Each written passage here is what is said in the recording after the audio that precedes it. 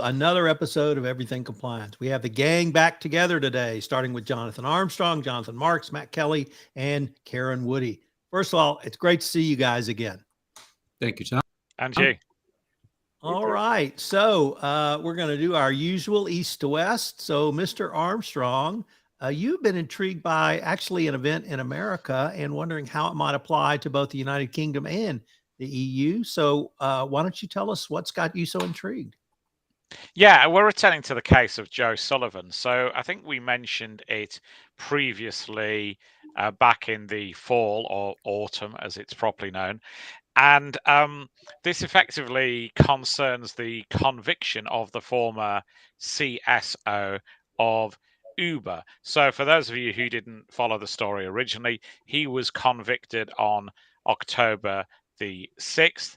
He was, as I've said, at Uber. They had a ransomware event in 2016 and they paid the threat actors $100,000 and they effectively masked the fact that it was a ransomware payment by paying it out of the bug bounty fund. So, a fund that had been pre authorized for people to tell them of faults in their code, etc.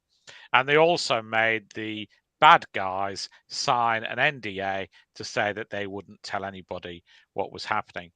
Now, by the way, I just mentioned in passing that things like that are sort of standard demands from threat actors these days. We've had some fascinating documents released, for example, of a approach to Royal Mail after they were ransomware attacked via ransomware, where the threat actors even offer a package of things, including computing what the GDPR fine would be so that they can prove that they're offering good value and offering an audit report for the organization to show where the security liabilities lay that were exploited.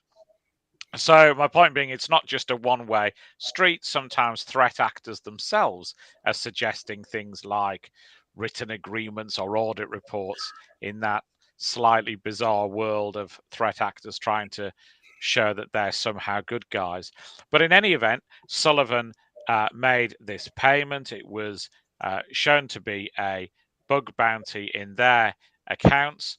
And it seems that the CEO, the then CEO of Uber, Travis Kalanick, was in on it as well, and more on that later. And what then happened is the Uber were talking to the US authorities over their security stance. Sullivan didn't tell the US authorities that they'd already made a payment. He did tell the new management when they came in after Travis left the organization, and they dismissed him in 2017.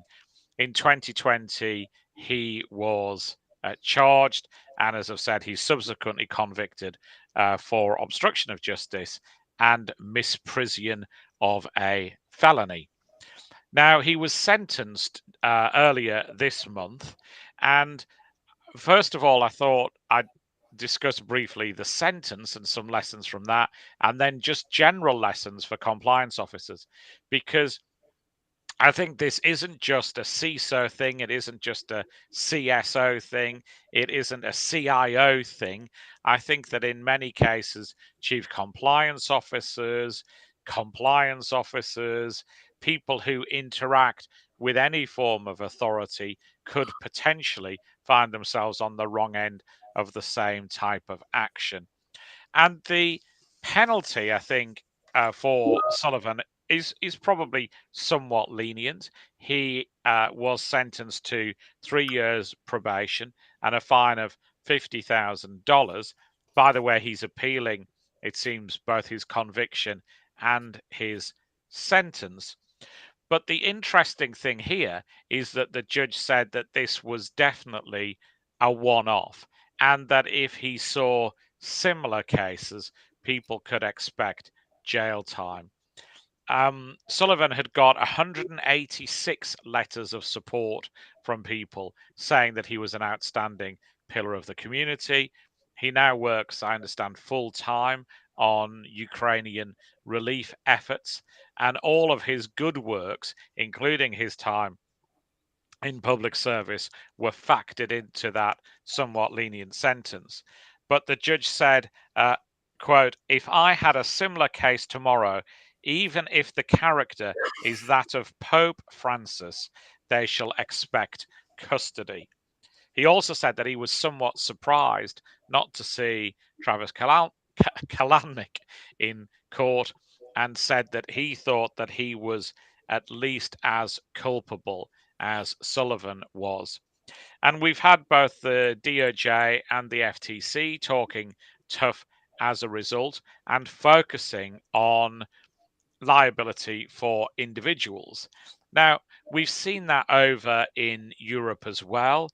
Regulators tend to think that sometimes corporations don't take things seriously if you just fine them, because they regard that as a cost of doing business. And increasingly, regulators are trying to get that connection with an individual. It's happened in tech worlds for many years. You know, some people remember the chief privacy officer of Google, for example, being faced with criminal consequences in Italy. It's still happening. There are some cases brewing at the moment. And as I've said, individuals from top to middle are definitely liable to this type of action against them. And so, what can chief compliance officers, what can compliance officers do to sort of cover their own back, if you like? Well, I've thought of 6 things. Maybe people will think of others. Obviously, due diligence. If you're going into a new role, then do your due diligence. That's going to involve things like background checks on your prospective employer.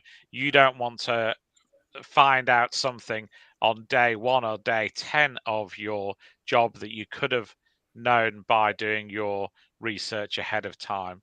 Secondly, I think you have to negotiate hard on your own contract. That has to include things like the right to knock on doors and open closets to see if there's anything nasty in it. And then we've talked before about things like noisy withdrawal or silent withdrawal, but the right to get out if there's something there that you don't like. Thirdly, I think look at D&O insurance. Obviously, for criminal acts, that's going to be not the perfect solution.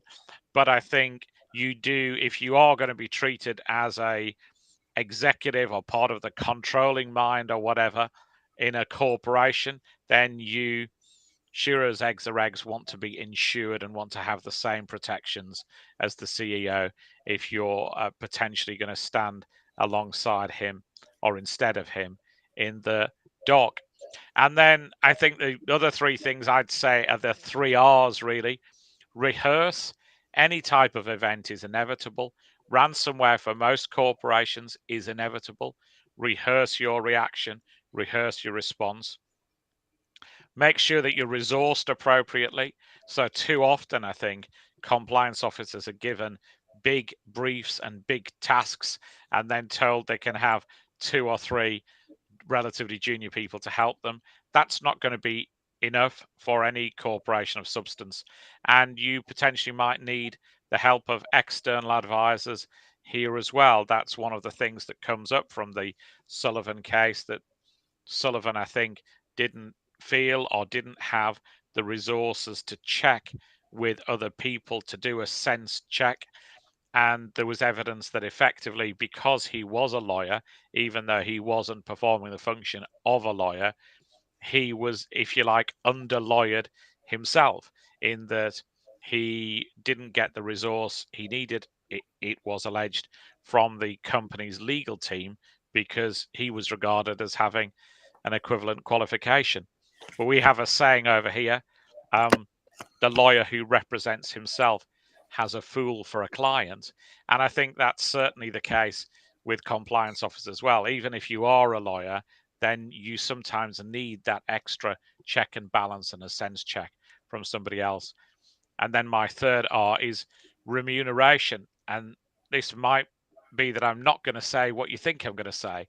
Obviously, you've got to be remunerated in accordance with the risk that you're facing. But I think people are going to be more vulnerable when their remuneration depends on things that they can influence, e.g., stock price. So if your remuneration and your bonus is heavily related to the performance of the company, then in some respects you've got a conflict there. In Sullivan's case, it might be in his interests to bury bad news because he might have stock options which would sink if the news got out. And so you've got to look carefully at your remuneration when you're going to a job like this.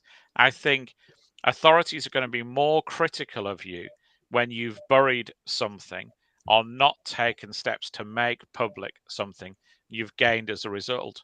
We're getting close, of course, to Martha Stewart type territory, aren't we?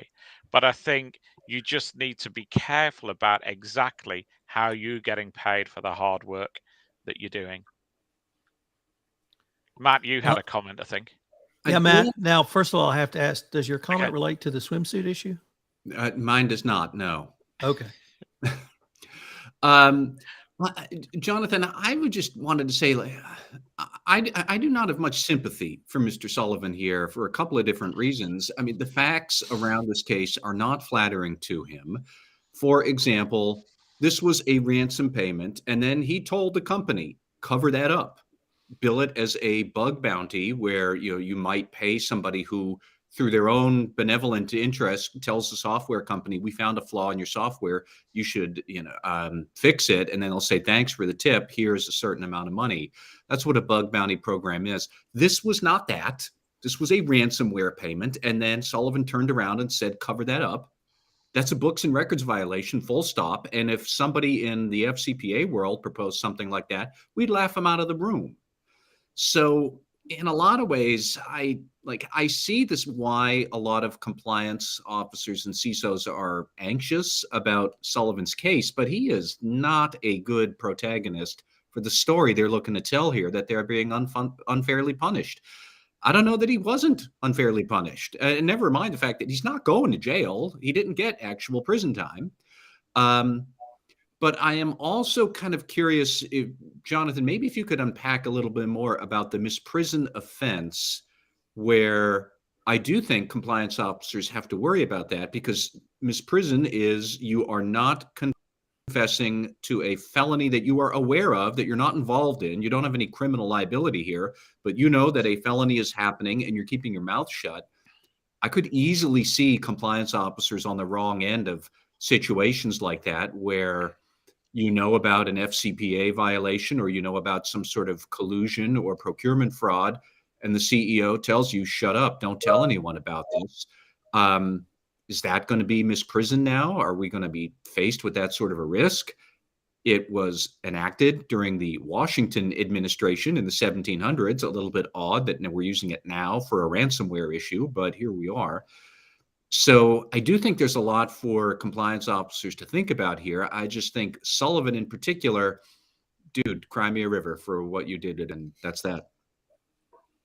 I think there are some interesting bits about that, aren't there? And I think, one of the things that's a running theme of this case is it is alleged he went and told the CEO.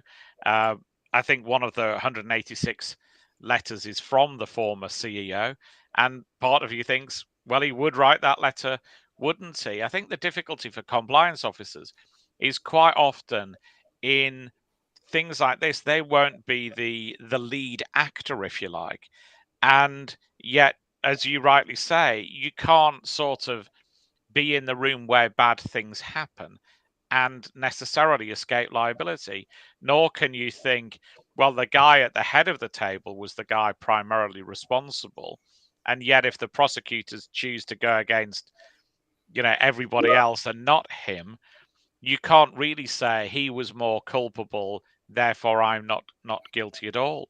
So I think that's one issue for compliance officers, for for certain that sometimes they might not be the primary actor, but could still be in difficulty if they see something and don't say something. And I think the other thing maybe to consider is, in ransomware terms, 2016 is, the time of the Roman Empire. In terms of it is so distant. Now, of course, ransomware is very different. Many of the ransomware threat gangs are sanctioned. Some of the ways in which they move payments are also sanctioned.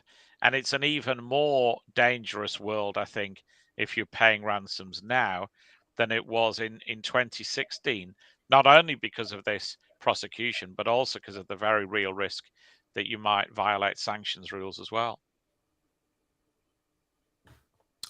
All right. Jonathan Marks, I don't know how long you were working on a project, but you were part of a team that had a major project come to fruition in the last couple of weeks, and that's the COSO framework for fraud risk management. So I was wondering if you might be able to generally outline for us what your role in that was and what you think of the final product. Yeah. So little sort of revisionist history here. COSO revised its original framework for everybody in 2013. The COSO 2013 framework incorporated 17 principles, and the 17 principles are associated with 5 internal control components and really are designed to provide clarity to the user in designing and implementing systems of internal controls. Everybody, that's using COSO should understand that.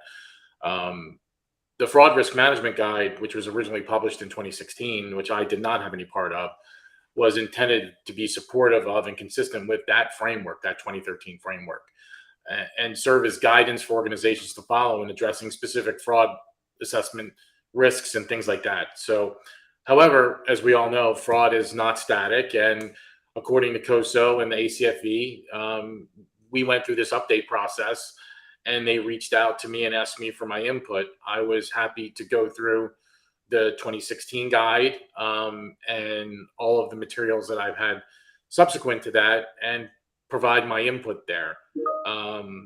It was an arduous process, I must say. Linda Schwartz, who's a dear friend of mine, played a key role in helping me and the AICPA provide that guidance. I did this under my role with the AICPA Fraud Task Force. And so, my hope was in being a part of this, that I was providing people with some new and different thinking that was, I think, more in tune with what's going on today, and to cement and solidify myself with regards to some of the things that I have created over my career. And hopefully they start to glom on and allow people to, to better manage the fight against fraud.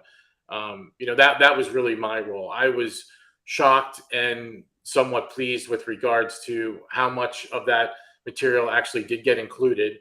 And, it's something that I'm pretty proud of. So, I hope that the readers out there that get a chance to go through the Fraud Risk Management Guide, glom onto some of these new things and use those in their fraud risk management program and their fight against fraud.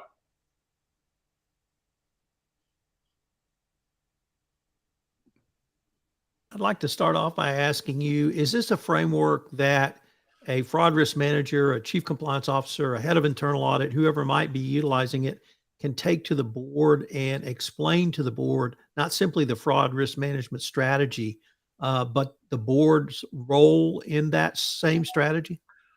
I think so, Tom. And you have to remember, performing periodic fraud risk assessments is an important element of not only good governance, but is really foundational for a compliance program. And if for those of you that have read prior COSO publishings and use COSO as your framework, it is a COSO 2013 requirement. And so if you start to run through the process of going through what the components are here, all the 17 principles and what's entailed in there, they're very, very useful from a compliance perspective. I think they're also very useful for a board to understand from a monitoring and oversight perspective. And so while Principle 8 focuses more on fraud and fraud risk assessments, the other principles in there really do address certain other key issues that can be mapped to certain things within the organization. That I think if you're looking at this from an enterprise-wide fraud risk assessment perspective, which I believe is one of the key components of a good governance, overall governance framework, then I absolutely believe that this could be something that can be presented to the board in a functional way, and also in a visual way where they will understand, what is required and what is entailed, and hopefully incite conversation and questions to management, including the chief compliance officer, the chief audit executive, and the like, to make sure that they're on top of what's going on within the organization related to fraud risk and other risks within the company.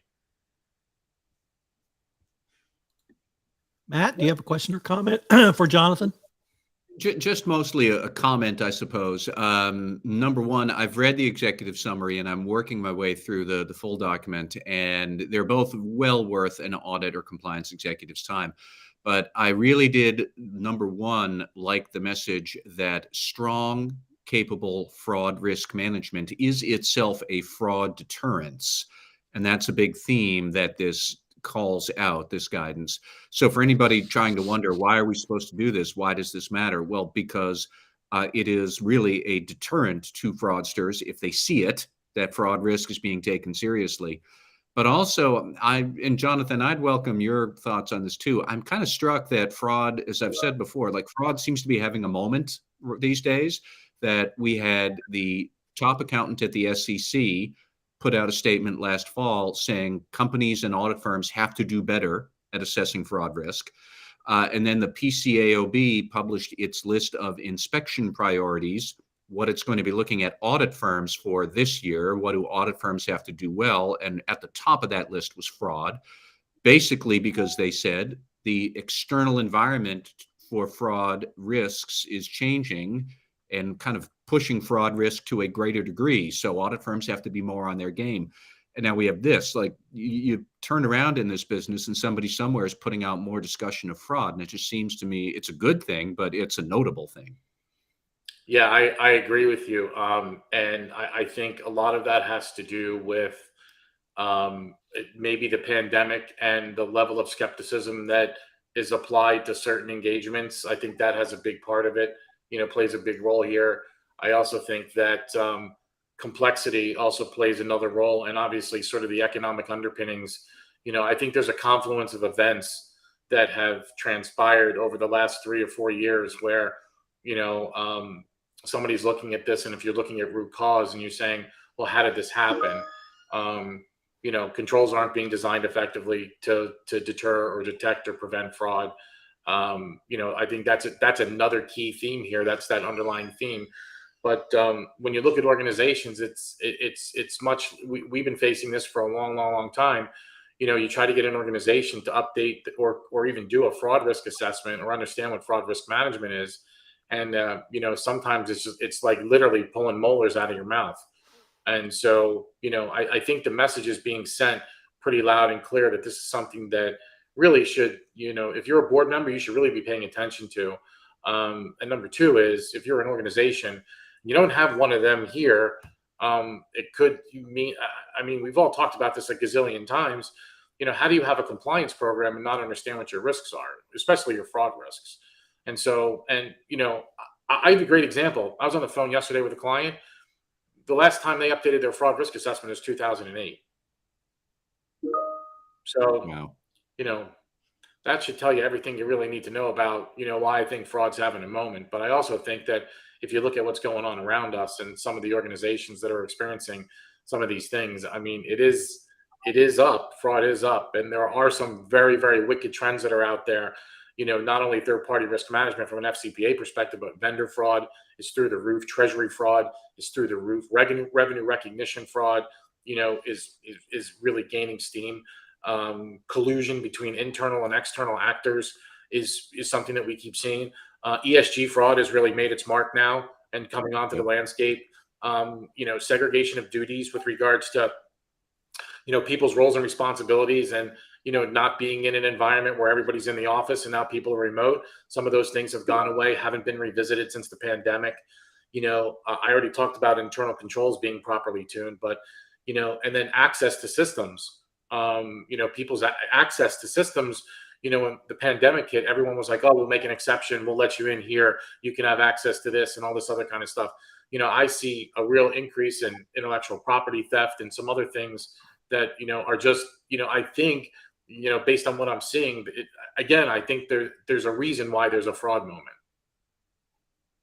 Jonathan, let me pick up on something you said and ask, where should the fraud risk management in a corporation sit? Should it be in compliance? Should it be an internal audit? Should there be a separate fraud risk section? How would you suggest a corporation think through where that function should sit? I think it all depends, but I think you really have to look at the key players and who the key players are with regards to, kind of building that fraud risk management program. When you look at fraud risk, you look at, you mentioned this before, but the external auditors play a role, the internal auditors play a role, management employees certainly play a role as sort of the first line of defense. The board of directors, the audit committee, legal and corporate and compliance certainly play a role here too. Where it actually sits, that's always been debatable.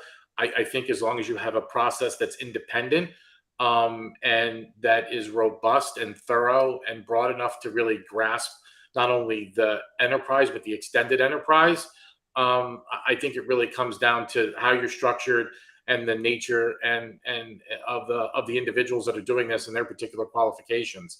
Sometimes I see it sit in internal audit, sometimes it's in compliance, sometimes there's a special fraud, or fraud or a controls group, that has responsibility for it. So I'm not so sure that that's really really where I would focus on. When I look at an organization, I'm looking at their fraud risk management program. I'm really looking at who's leading the effort, who's participating in the effort, how's that information being gathered, and then eventually reported to the board.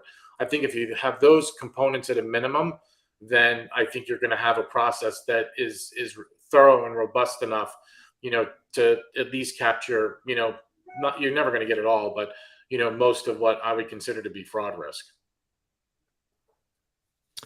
Matt Kelly, we recently had a whistleblower report released. What about this report caught your eye? Yeah, so this actually was a survey, a benchmarking survey report that came out just this week. It was a joint project of the Institute for Internal Auditors and the Association of Certified Fraud Examiners. And they polled their membership worldwide. They got about 1,600 valid responses, so a nice, good, sizable sample pool, looking at the characteristics of whistleblower hotlines and what makes them good, what makes them bad, how many people thought that their programs were effective or not. And it is a fascinating document. I would recommend any compliance or audit executive read it if you are thinking about your whistleblower program and how to make sure that you are implementing good practices for an effective hotline program, which, by the way, let's remember that's what you want. That's what the Justice Department is crystal clear is very important for a successful compliance program. I'll throw out a couple of interesting statistics first and then get to some of what I think are the big themes here. Number one, and this surprised me, is that the group most likely to be in charge of the hotline is actually the internal audit program, which was cited by about 42% of respondents. And in second place was the compliance program with 36%. Now, maybe this is just because they were polling audit professionals and they'd get a different answer or not. But at the moment, at least according to this report, internal audit people are the ones usually in charge of the hotline. I will pause here to let all of our compliance officer listeners throw up in their mouth a bit at that prospect, but that's what it says. More than 80% of companies have hotlines that offer multiple intake channels. That's wise. 28% of them offer 4 or more intake channels, which I'm not even sure I can count more than about 4 or 5, but there were some who offered as many as 7 intake channels, which I guess would be phone and web and text message and carrier pigeon and maybe a few others. Only 16% said their hotlines were not very effective. That's good news, compared to more than, I think, 75 or so who said it was at least moderately effective, if not excellent. That's great. But here's the other thing that I thought about that really struck out to me. The big themes here are that if you want a program that is rated highly effective, that seems to correlate with the amount of trust that people put in your hotline and the accessibility of it. Now, I know that that might be a bit self-evident when you think about it, but I think then the next question for compliance officers would be, okay, if we need to have a trustworthy hotline, if we need to have an accessible hotline, what does that actually mean? What are the structures that we have to put in place at our program to get that? And you can see some of it in this report. So, for example, if your company allows an external party to manage the hotline, then you're much more likely to be rated as a highly effective program. Whereas some companies, not many, but some did say that they managed their program internally, and they had much higher percentages of people saying, and also it is a poorly run program. It is not effective. Well, that makes sense. If you know as an employee that you're going to use the hotline, but a fellow employee, maybe a manager, is going to get my hotline tip, I don't know that I like that. Maybe they're going to use that to retaliate against me. Maybe they're going to figure out who I am. So that degree of impartiality by outsourcing the hotline, that increases the trustworthiness that somebody somewhere will take it seriously. It correlates to a more effective program. Anonymous reporting. There are at least some companies out there that still don't allow anonymous reporting. It's not many, and they're usually not North American companies, but they're out there. And that correlates to a weaker program more often. But it's things like that. It's do you have clear policies about confidentiality? Do you have clear policies about anti-retaliation? Does the CEO get up and say that we have a zero tolerance policy for retaliation? And every time the answer was yes, then also those respondents said, and our program is highly effective. Those numbers were much, much higher. And then much the same around accessibility. The more mechanisms you had, the more often you were going to rate your program as highly effective. And that was a clear linear correlation. You had 3 mechanisms, you were more likely to be better effective than only one mechanism to report. But if you had the 7 mechanisms, you were more likely to say it was a good program than the people offering only 3 or 4. It just kept on going up and up and up. And also, if the hotline program is available 24 hours a day, points back to outsourcing it. Does it field reports in multiple languages? 49% of respondents actually said no, they don't. They only can take whistleblower reports in one language. I'm not sure who those people are, but again, I suspect that they are in immature markets such as Africa or Latin America, because I think the Justice Department would have a serious conversation with a Western company that only had one language for a hotline.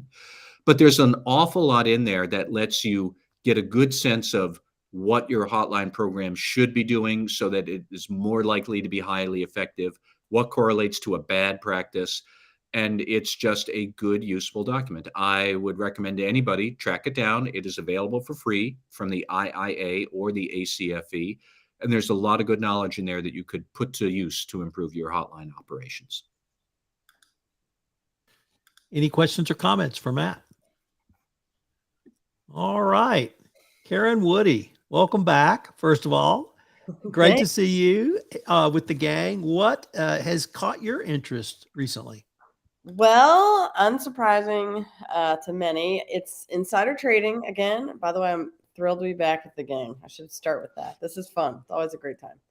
Okay, today I'm going to talk a little bit about insider trading, but insider trading in the crypto space, which has made headlines of late. So the first case I want to talk about involves Nathaniel Chastain, who was just convicted by a jury on May 3rd. So just in the last couple of weeks. And what did Nathaniel do? What he did was to trade or essentially front run NFTs, so non-fungible tokens. These are essentially works of art that are traded on a blockchain. So they're crypto-ish. I guess they are, they're in this sort of that space. obviously have not been determined to be a security, but they're a thing of value. And so what Nathaniel did is he worked for a company called OpenSea. He was the product manager there. And what OpenSea would do is that they would highlight certain NFTs, so these certain works of art. I mean, truly think of the gorilla, the ape, whatever, that kind of thing. There's certain NFTs that particular website would promote or highlight, and Nathaniel knew in advance which ones his employer or the website would be featuring on their homepage. And so, of course, when they're featured these certain works of art, the value jumps. So he front runs that by buying those, knowing which ones would be highlighted by the website, and then turned a profit. I think all told, he made about $57,000 on this, which is actually another interesting wrinkle in this case, because one of his arguments here is that he didn't actually make any money because all of this is just in the ether. So there's no actual dollars changing hands. So that's one of his arguments in defense. So this is dinged as insider trading. There are a few big questions that arise here. Is this insider trading at all? And then the other big question is, there aren't securities here. This is not, this has never been determined to be any trade in securities, which was certainly one of his defenses as well. The way that the government gets around that security problem is that they simply charge wire fraud. So rather than charging this as a 10b5, which usually we see for insider trading, that's the most sort of likely charge that you would see. Instead, they just skirt that entirely and charge simply a wire fraud charge. So through the use of mail or wires, you have a scheme or artifice to defraud someone. So that's it. Nathaniel eventually also gets dinged for money laundering as well here. Again, his argument is this isn't money. So it's an interesting situation where we see what is clearly an attempt to regulate insider trading, but without using the insider trading statute. And this isn't the first time we've seen this. Recently, in fact, he was just sentenced, I think this week. We saw this with the Coinbase guy. I think his name is Ishan Wahi. He's the former product manager at Coinbase, as I mentioned. He just this week was sentenced to 2 years in prison after pleading guilty to, in that case, conspiracy, again, to commit wire fraud. But a similar situation. He knew, this idea that he was trading on confidential information about certain crypto assets or tokens that were about to be listed on Coinbase's exchange. So, of course, that jumps the value, it spikes the value of those particular tokens or crypto assets. So knowing that, he traded again before the price popped and made some money. So similar situations in terms of the factual scenarios here. Again, an allegation of insider trading without an insider trading charge, simply a wire fraud charge, or in Wahi's case, conspiracy to commit wire fraud because he was involved with his brother in doing this. And I will also, just because for those of you who haven't gone long on the Classroom Insiders podcast, I will highlight that there is another very important case that this lines up pretty directly with. That's a case out of 1987. It's called Carpenter versus United States. This is the first case where we see this sort of new attempt to create a new theory of insider trading through what's called misappropriation theory. So rather than trading in your own company's securities, you're breaching a duty to the source of the information. So sort of a new idea. But in that case, it was pretty similar. What was happening in Carpenter was some people who worked at the Wall Street Journal knew what the journal would publish the next day in this herd on the street column, which was, analyst takes and other certain information that affected the market. And so simply trading on that information, because they knew before the journal went to press on those particular companies, they were able to make money on sales of those companies. So that was totally novel and crazy in 1987 when that case came out, because that wasn't really insider trading. What company are we getting inside information from? This is information that's owned by the Wall Street Journal. And that became really the crux of that case. Interestingly, in that case, Justice Powell had retired. So it was an 8-person court at the time. And there was a 4-4 split on insider trading. but an 8-0 holding on wire fraud. So it's the same situation, which is the government keeps sort of running into a wall about being able to prove this under 10b-5. And if you're interested, I have a long article about how much 10b-5 is actually harder to prove than some of these other ones, mail and wire. And not only that, they also are not charging securities fraud, which is the sister provision to mail and wire. It's the exact same language about what's prohibited, but involves a security. Obviously, here for these two cases, both OpenSea NFTs and Coinbase, no one has determined these are securities. So that's the first sort of everyone's outrage is this isn't even securities. Why is the government involved? This isn't insider trading. None of this is all the Wild West of all this crypto land. But I think, we still are going back to basics here, back to wire fraud, which has been called by certain justices and academics the Stradivarius or the Colt 45 of prosecutors, because they can always prove it. They can always use it. It is something that they're able to flex on, maybe well outside of the congressional intent of that law, but it's a pretty bare bones law that even things like crypto trading on or NFT trading falls prey to a charge of that, even if, like I said, not really insider trading, but yet insider trading, just going sort of through the back door for that. So that I think is fascinating and interesting. Insider trading is a mess, and it still has always been a mess and will continue to be a mess. And so I think this is a little bit cleaner, but it also makes a very wide net, I think, for mail and wire fraud and what activities are prohibited under it. So Matt, do you have a question or comment for Karen? I have one of both. And much like the former CISO at Uber, I don't have much sympathy for these folks either. But I mean, clearly, the one with the NFTs, he has access to material non-public information that he is then using for personal gain. That's got to be something. Right. But I do think that all of this gets to a bigger issue that I've been very frustrated with crypto is we haven't actually defined what it is. And is it a security? And if it's not a security, then what is it? And I would argue, and I think Matt Levine at Bloomberg has also picked up on this, that if it's not a security, then cryptocurrency is currency. It's money. Let's also pick up that the word currency is in the word, in the name. So if it is not a security that can be regulated by the SEC, I would assume, therefore, this is money and it can be regulated by the banking regulators at the federal and state level. And crypto people, think long and hard before you want to step down that road, because being regulated by the bankers is not a fun time.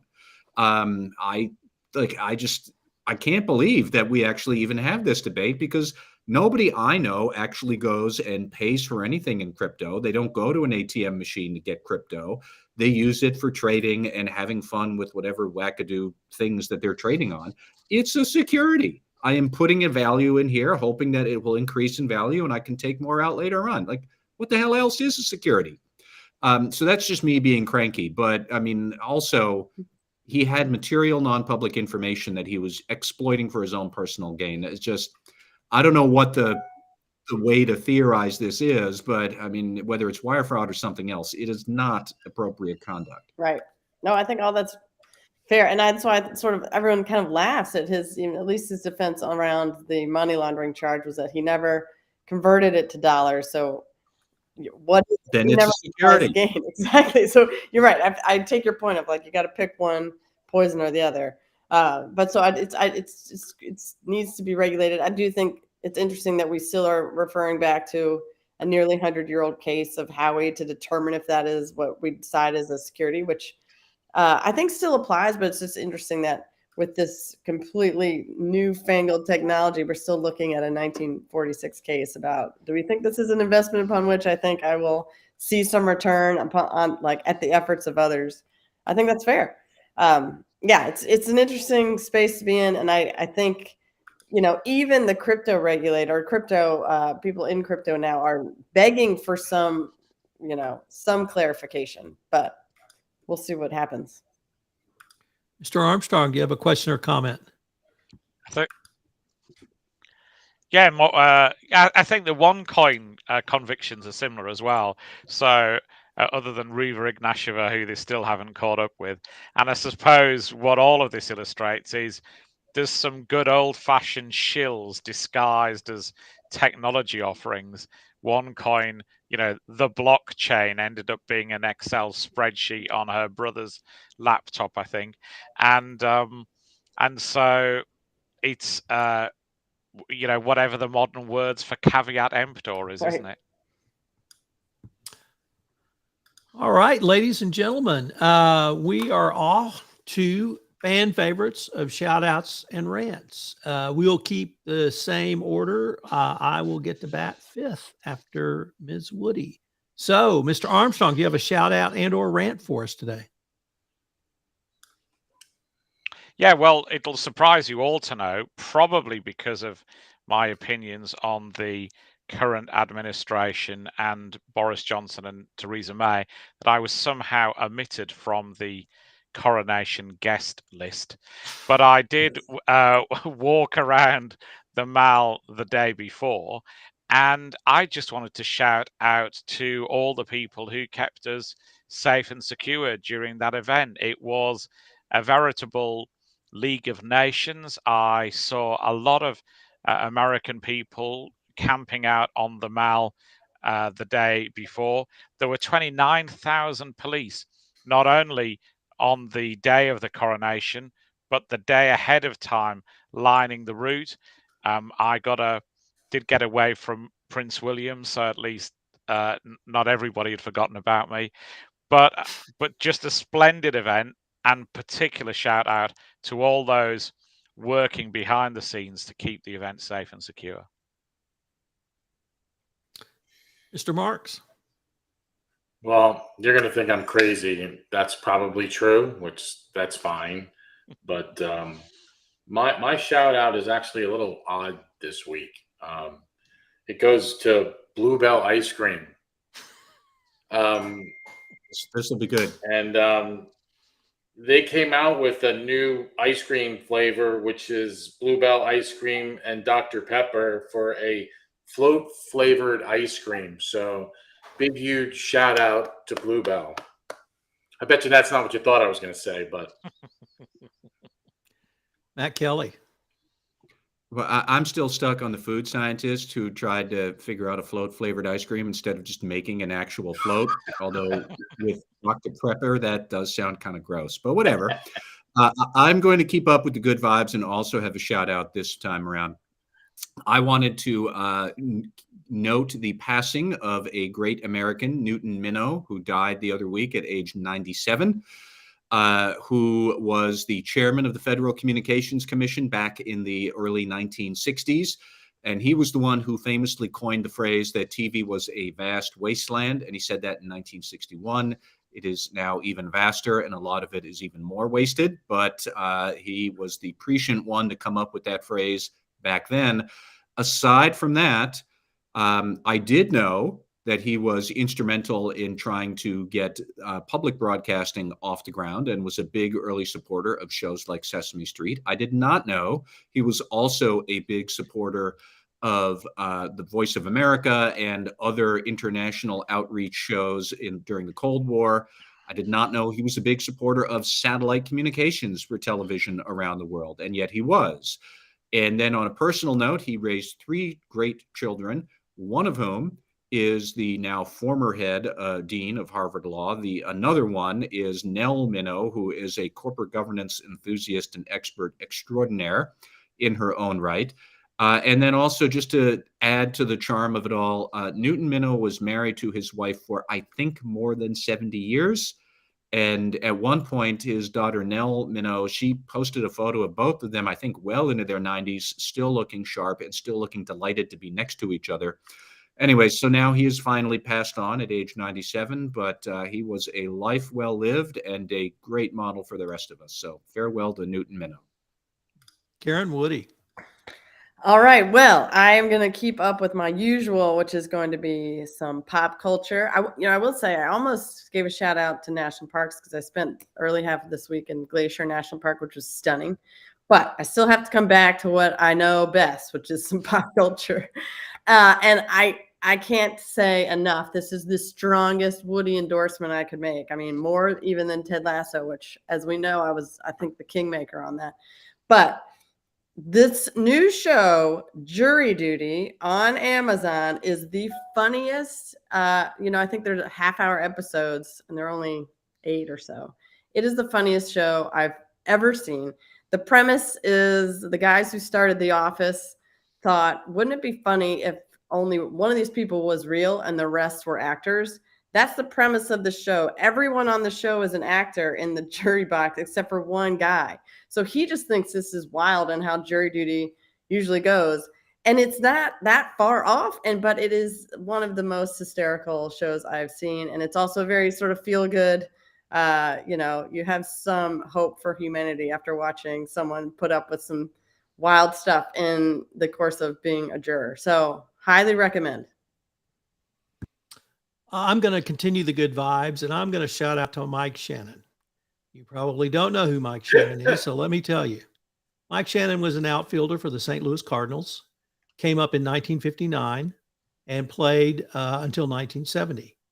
He was on 3 World Series teams, hit home runs in each of the World Series the Cardinals were in the 60s. He got sick in 1970, and that sickness ended his baseball career. But he went into the broadcasting realm for the Cardinals. And for over 50 years, he was a radio broadcaster for the St. Louis Cardinals. So that's almost 60 years with one team. Pretty unheard of these days. But here's the real reason I want to shout out to Mike Shannon. In 60 years of attending baseball games, I've caught 0 baseballs. So I have no signed baseballs by baseball players other than the ones I bought. But I do have one autograph, and that was Mike Shannon when I was 7 years old. I got him on as he was walking into the stadium, and he signed my program. So to that 7-year-old boy who got one autograph, to a life well lived, to a life in Major League Baseball, I want to shout out to Mike Shannon, and thanks for the autograph, Mike. So what a great session. It's great to have the gang back together, and I can't wait till we can get together again. Thanks, everyone. Thank you, Tom.